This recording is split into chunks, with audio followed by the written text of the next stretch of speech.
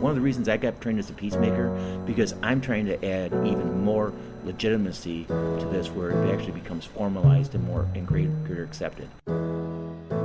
Hi, I'm Rob Wolf, Director of Communications at the Center for Court Innovation, and I am at Community Justice 2016 in Chicago, where hundreds of justice practitioners from various jurisdictions around the country and around the world are gathering to talk about justice reform. With me right now is Captain Joe Ballas, retired from the Madison, Wisconsin Police Department. We've sat down to talk for a little bit about restorative justice. He participated in a panel here at Community Justice 2016 on restorative justice, and he was very involved with that concept in his work in the Madison Police Department. You were involved in starting something called the Dane County Community Restorative Court. So why don't you explain what that is and why you wanted to start something called a restorative court that has this word restorative in it? Sure, Rob. It would be a pleasure. In 2013, the Annie Casey Foundation funded a study in Dane County. It was conducted by the Wisconsin Council on Children and Families. And that report, published in October 2013, really statistically laid out what's the state, the human condition of the African American population in Dane County. And their report in its breadth covered so many different measures across the spectrum that were just all jumped out to many in Dane County. And we're a community. Madison's the state capital, Wisconsin, 500,000 is the county population, almost 250 is the city of Madison. And when you look at that, it was really pretty telling, and everybody just accepted it as the baseline. There was really little argument about the data or anything. It was so overwhelming. One number in particular with regards to racial injustice was Dane County African Americans represent about 4.8% of the population. But when you look at the number of people that we send to prison every year, African Americans in Dane County represent 44% of the people we send to prison. Based on that report, a Dane County Board African American supervisor, Sheila Stubbs, who I ironically have known for many years, she brought forward a proposal in November 2013 to the county board and got it stuck in the 2014 budget to create a pilot community restorative court in South Madison that would look at 17 to 25-year-olds and try to divert them, who've been arrested for misdemeanors, divert them from the formal traditional criminal justice system to a community restorative court predicated on the ideas of peacemaking in justice circles. And maybe we'll just pause for a second. Yep. When we talk about restorative, we're talking about, I know it's about restoring both the community, but also repairing harm to the victim, but and the offender to an extent too. Dealing with and really doing an assessment of the offender, because when law enforcement issue citations or we arrest young people, 17, 25-year-olds, for a lot of times is these kind of nuisance level types of crimes, whether they be theft, criminal damage to property, disorderly conduct, obstructing an officer.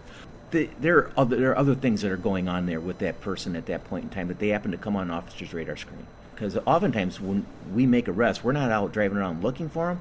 We get called by the 911 system because we're responding to something that we ultimately end up investigating, whether it be a fight in progress in a public place or inside a private residence. We have to deal with what it is that we walk into. And this was a way to take, and instead of sticking that 17 to 25-year-old in the formal system, where in Wisconsin, something that, unlike a lot of states in the country, we have an online court system called CCAP. And once you get arrested and you then appear and make an initial appearance in Wisconsin Circuit Court, a record of you starts online on the internet in the Wisconsin Circuit Court database that's totally publicly accessible. There's all sorts of warnings about how it's not supposed to be used for discriminatory purposes or employment purposes, etc. But everybody in Wisconsin knows about it, and once you get something onto CCAP, it's impossible to get it off. Damn near impossible. I wouldn't say it's impossible, but it's damn near. We find these 17 to 25-year-olds, it hurts them for employment, hurts them for schooling, hurts them for housing, many different things. So the community restorative court, that's a totally diversion? It's a total diversion. They wouldn't have a record in this system? Right. And the way we created the diversion is in the spring of 2015, we worked together with our Dane County District Attorney Ishmael Zahn, ahead of our Dane County Department of Human Services Lynn Green, Madison Police Chief Mike Koval, and our City Attorney Mike May, and myself. I was involved in this. We created an MOU. In the Memorandum of Understanding, I outlined the parameters of what we were going to try to do in the pilot, and it was a 12-month MOU. It actually expires next month in May. We'll certainly expand it, continue on, but we definitely need to tweak kind of what we're doing right now to build some more caseload. But the important thing is that over the past year and a half now, we've created another option for dealing with this behavior out in the neighborhoods that both is victim rights focused, but at the same time focus on the needs of the offender, where we hired a community restorative court coordinator. That's a funded position, not through a grant or something that we're going to possibly lose. We actually created a new position within the Human Services budget for Dane County where this position lives. And that's really huge, because now we got that position. We don't have to fight for it every single year. And what we're trying to do is our district attorney's office has been very creative already. They've got 700 cases currently in different states of deferred prosecution. And what we're really hoping to do long term is to take a piece of that deferred prosecution caseload that they have right now, and those cases that go to deferred prosecution are ready and ideal, many of them primed, for a peacemaking process. And so peacemaking, as I understand it, we have a program in Brooklyn, the Center for Court Innovation runs through the Red Hook Community Justice Center, is based on traditional Native American practice, bringing people together in a circle, and people solving sort of the problem and the issue collectively. So is that the model? That is the model, and what happened was that after we were looking around in the spring, or in 2014, once we had that money funded to create the CRC coordinator position, we got a hold of the Center for Court Innovation, and they and so with the help of some BGA technical assistance money, they brought our team, 7 of us, out to New York, where we were up in Harlem at the community court up there. We went down and met with Judge Calabrese in Red Hook and got to see his phenomenal work he's done. He is nothing short of an American hero in terms of what he's done out there. And then lastly, we went over to Brownsville, where at the time we were there, it hadn't started yet, but we talked with the folks and we looked at the building. I think it was an old Catholic church, if I'm not mistaken, or something to that effect. An old school that they were looking at setting up. But we were out there in Brownsville and talking with them too. So we left New York with a lot of great ideas that we brought back to Madison to figure out how we wanted to set this up. And we went to work on doing community meetings where we brought the community in, told them about we were looking for volunteers. We worked with Jonathan Shar, a person I haven't mentioned enough. Jonathan Shar is a professor at the UW-Madison Law School that teaches the restorative justice training at the law school. And Jonathan was solicited by us to help us teach and train our Peacemaker program, which is now a 16-hour class.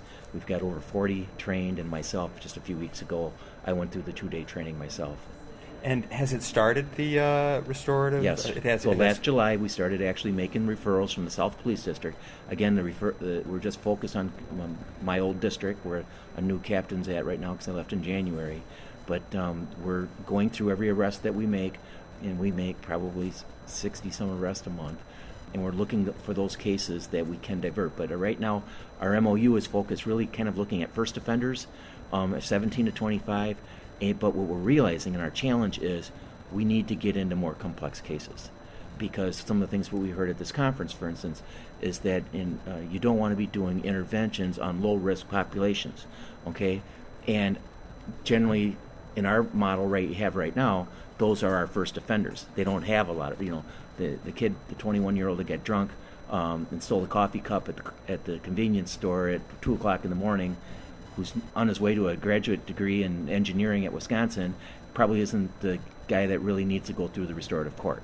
Okay, and so we are now trying to look at really the more complicated cases and get some of those individuals, offenders, respondents as we call them, diverted to peacemaking.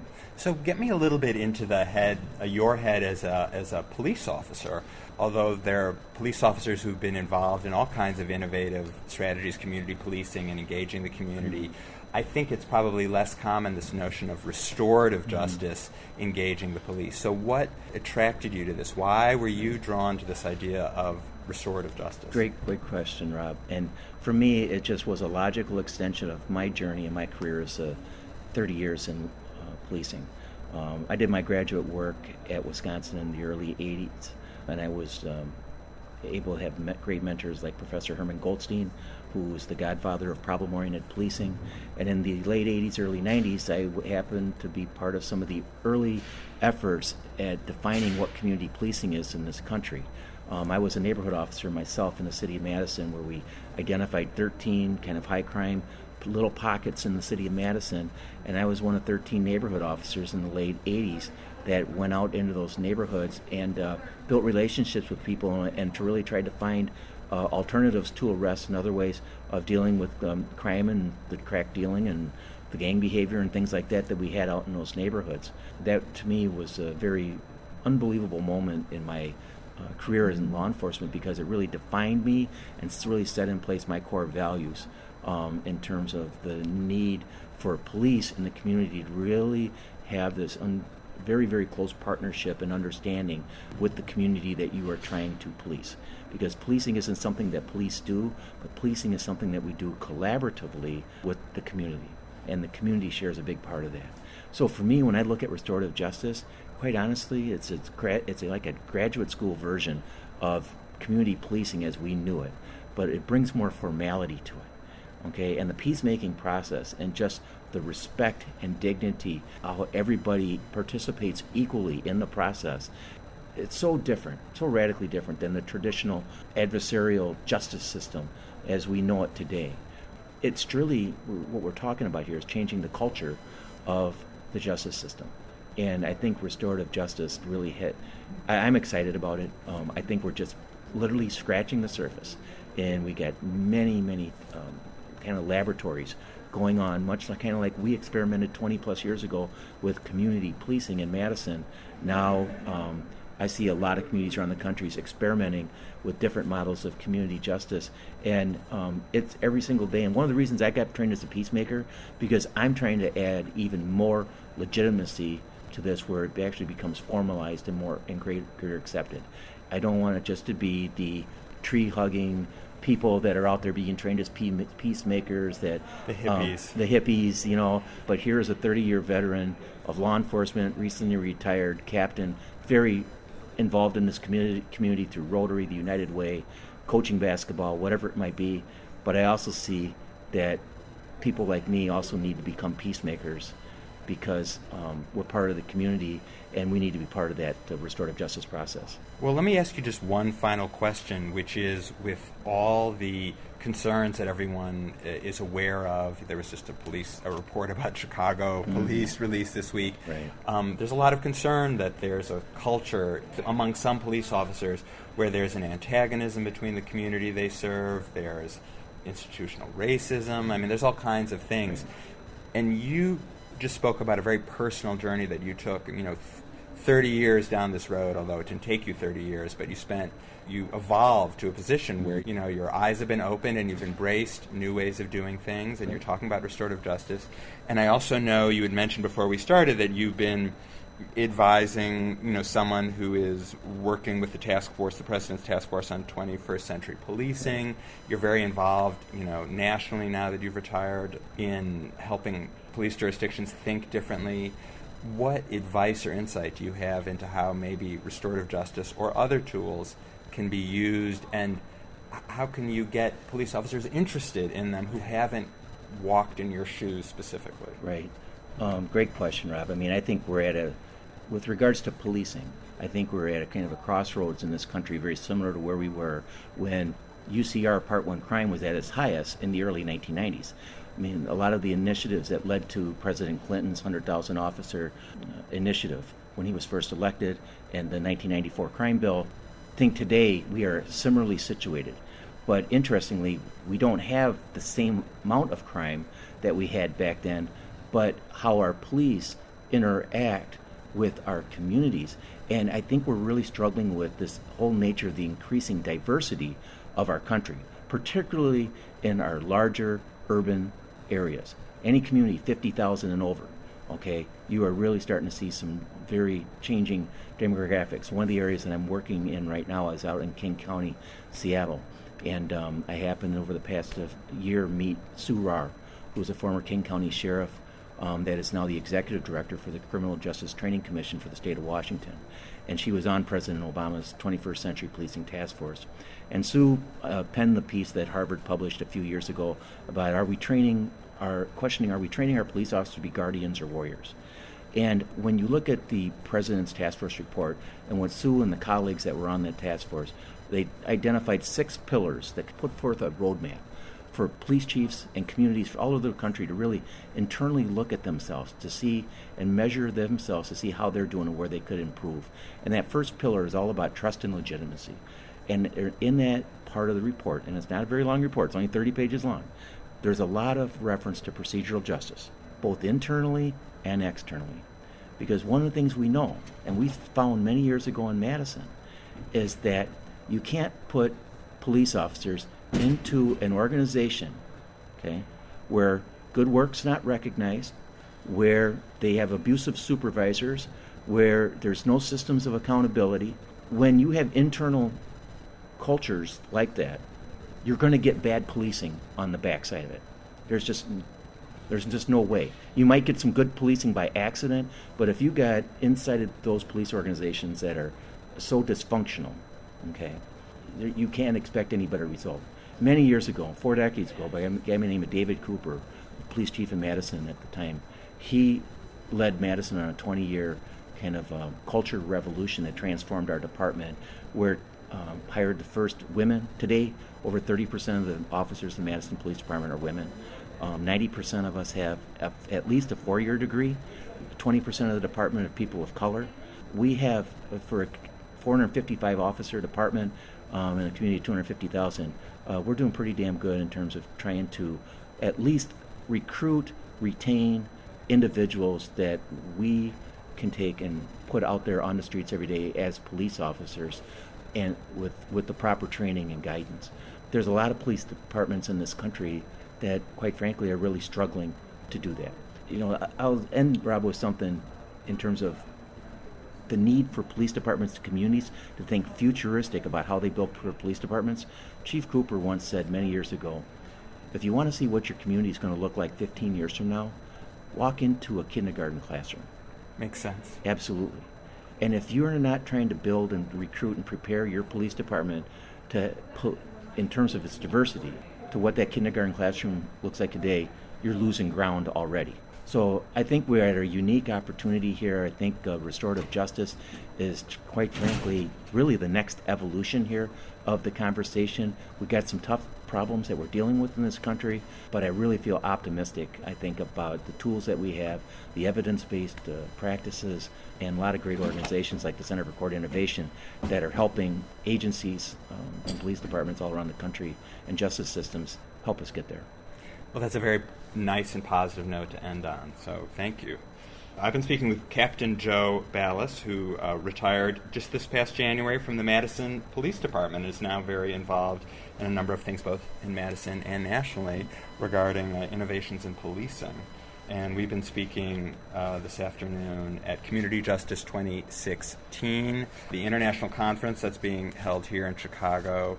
I'm Rob Wolf, Director of Communications at the Center for Court Innovation. To find out more about restorative justice and about the conference and about the work the center does, visit our website at www.courtinnovation.org. And thank you for listening.